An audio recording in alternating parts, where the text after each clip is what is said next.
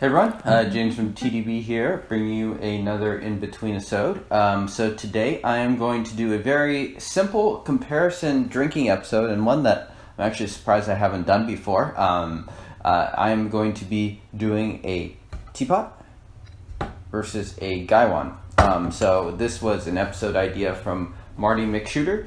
And so thank you, Marty, on YouTube, on the YouTube comments. So I appreciate the suggestion idea. I think it is, it's a really basic idea. It's almost too obvious, but I don't think I've done it on this show before. So I wanted to just do that. A lot of people ask about tea wares especially, and what impact that does have on sort of the cup you end up drinking. So I wanted to just go ahead and compare the two. I have some sort of intuitive thoughts of how they might differ, but it's always good to just kind of do the demonstration right in front of you. So I wanted to, so there's a lot of different things that, play a part into sort of what the in-cup flavors and the body and stuff are.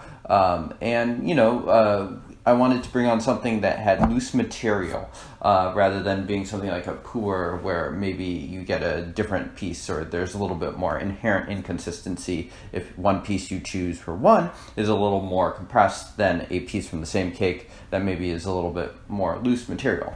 That's not to say doing something loose totally eliminates those things, but it can help to just sort of even it out in a way. So one of the types of teas that I do brew really regularly in a teapot is aged Oolong. So I am going to be drinking a, I think it's 35-year-old supposedly, aged Oolong from Taiwan that I bought about 4 years ago. It's a good example of a tea that I drink fairly often that I do not bring onto episodes, mainly because it's not accessible.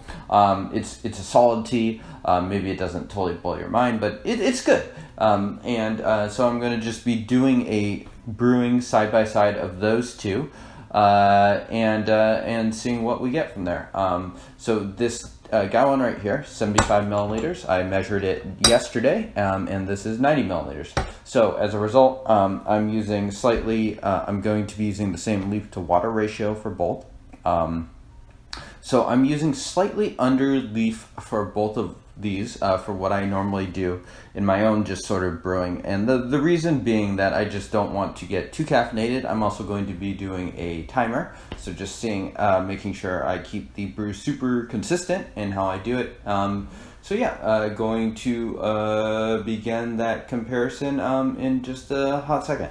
All right, so I have just boiled this water, so I'm going to get going right away on these. So I have also just rinsed these teas. I'm going to be steeping for 30 seconds. I have my computer just down here off screen. So going to go now. So I'm going to pour in, start the timer, 30 seconds, and then I will pour out. And starting now. All right, and then just so I don't get too tangled up, going to brew this, and then I'm going to start the brew for this, and then I will drink them and see how they differ. So again, my leaf to water ratio here a little lower, so I'm going a 3.7, 3.8 grams for this, for 75 milliliters, 4.5 grams for this.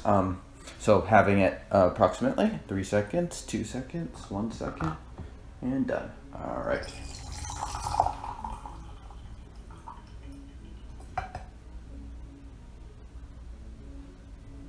All right, so now let us reset that timer and start this as well.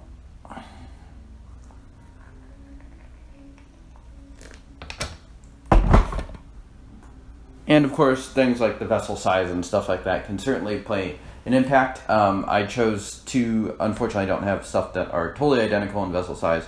75 versus 90 milliliters, at least it's in the same ballpark-ish here.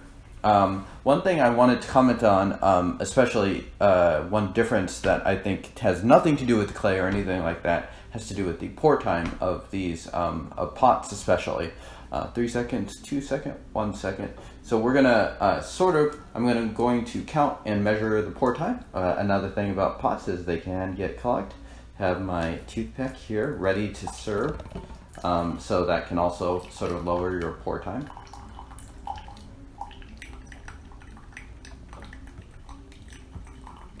So at least from my glance, well, let's let this brew all the way, but from my glance, I believe we're getting a little darker color here on the right noticeably.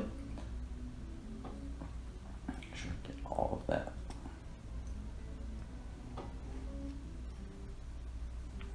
All right. One nice thing about a Gaiwan versus a pot, really easy access to smell the leaves. Really delicious, well, very aromatic plum aroma. You get the same aroma here, but it is certainly a little more muted, a little darker toned when you smell it in a pot. So one reason why people tend to gravitate, I believe, towards more of these lighter, more porcelain brewing vessels for like green oolongs and stuff like that is because you do have really nice access to smell the leaves. Okay, going right here.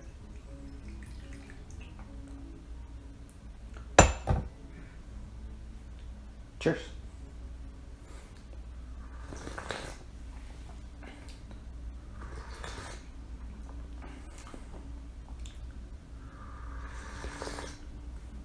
So it's a little thinner than what I'm used to, and for the record, my default is more to use the pot for aged oolong. It has all the flavor profiles there. In fact, brewing it like this, I would almost have guessed this is a younger tea.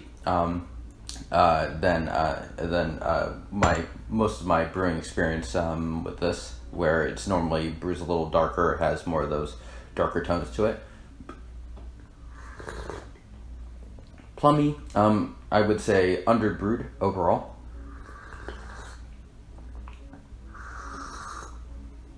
Sweet, no bitterness or anything like that. Sort of a sticky syrup mouthfeel to it. Okay, so let's move on to the pot.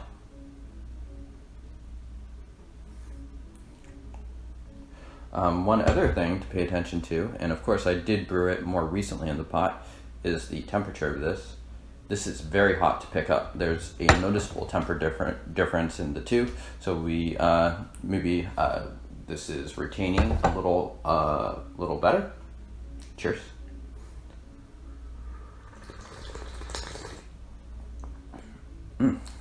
Wow, quite a difference actually. More of a mouthfeel, thicker, definitely lower noted. So some of the higher tones from the first one are a little bit missing. This tea doesn't have a ton of high tones to begin with, so I think that makes it a good match for something like a pot. Richer, I would say all around. This one didn't hit and add any sort of sourness and stuff. There's not any sourness, maybe just a touch of tartness in the pot brew.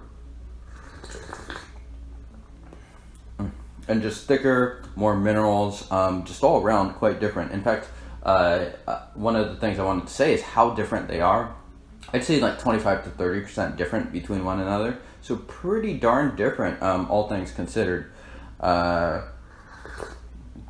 Gonna rebrew this. We'll do one more sort of just comparison on camera, and we're gonna pay special attention to just how long it takes to pour from these vessels as well.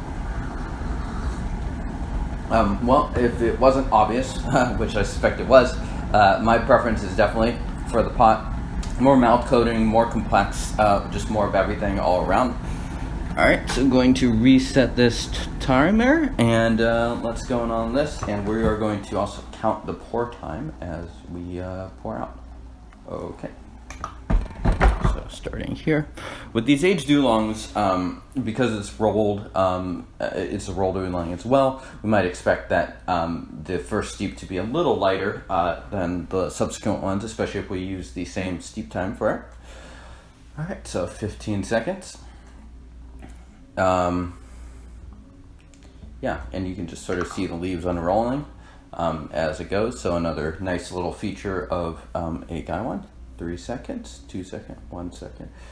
All right, so pay attention to how long this pours. 1, 2, 3, 4, 5.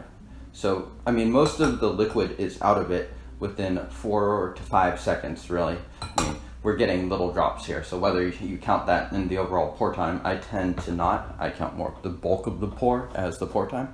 Okay, so let's reset this and do this same thing for the for our pot.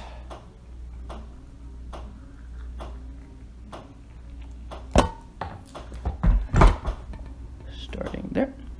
All right, and I mean, one of the nice things about a tea like this too, and using it in a pot, is it's not a tea that gets overbrewed very easily. Teas I tend to do in pots include both ripe pu'er and semi-aged to more aged pu'er. As a pu'er gets younger and younger, I might be a little bit more inclined to use a Shibo or a Gaiwan. All right, we've got 5 seconds, and we're going to count the pour time here as well. And done.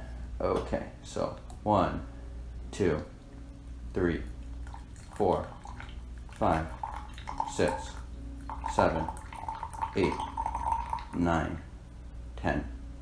All right, so I mean, between 9 and 10 seconds, I would say, is what we're getting there. So, and you notice this time around, we got a pretty steady trickle. It didn't really get clogged in the same way. So the first time we did the brew, we would have expected probably the pour time to be even maybe 4 or 5 seconds longer than it was this time. So it certainly can play a pretty big impact. So I'd encourage people to pay attention to how long pours are. Really doesn't make sense to season something that's really sensitive to brewing time, such as like a Wooey Oolong or something like that, to something where you're automatically going to be stuck with like a 20-second pour or whatever. So definitely something to think about. I am by far definitely not an expert on the clay type stuff, so I'm not a good source to ask for that. All right, the colors do look a little closer this time around.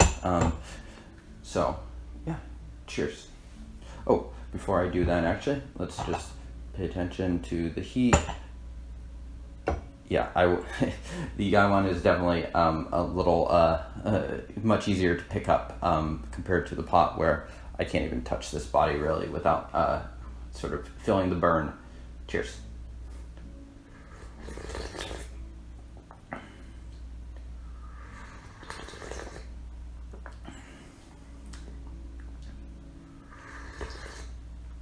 You know, I'd say this one is definitely a better brew than the first time around. I'd say this sort of splits the difference between the first brews of the Gaiwan and the clay. So getting just a little darker, a little more stuff going on this time around.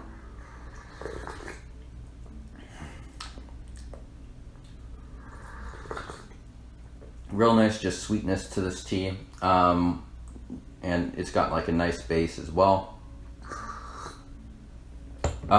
Judging the energy, I don't really think that's very easily doable in this sort of a comparison. So one thing I did note the first time was that the texture of the tea brewed in here was considerably better. Anyways, let's also take a smell of these.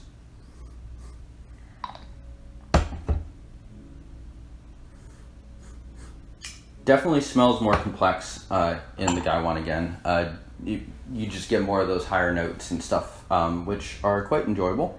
So I'd say that's probably the one area where the Gaiwan is winning. Compared to that, the pot wins in just sort of just richness and body and whatnot. Cheers.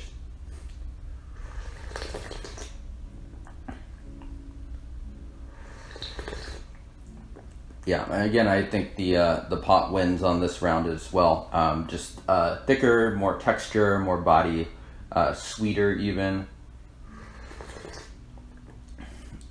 It's a well-rounded brew. I'd say if we're talking like low to high note range, when you do brew in a Gaiwan, you're going to get a wider range versus this is maybe just a little more narrow, maybe more geared towards those lower note range. But that being said, I think it makes up for it in all of those sort of intangibles that I'm talking about. How much of this can be chalked up to things that I'm talking about, like pour time and heat retention, versus like some of those magical clay properties? I don't know. I really have no idea. So I'd encourage people to read and ask someone that is different from myself. I just don't know. But I can tell you that there's a pretty significant difference here. I think the difference is a little less significant on steep number 2, but I'd still say it's at least a 20% difference between these two. So definitely plays a pretty big impact. And something to keep in mind if you're so lucky to be able to do just sort of in tea house drinking at some point, in the ways that someone can choose what vessel they choose can just sort of dictate the terms of the session and ways, especially when you know the tea really well and know what sort of characteristics you want to bring out.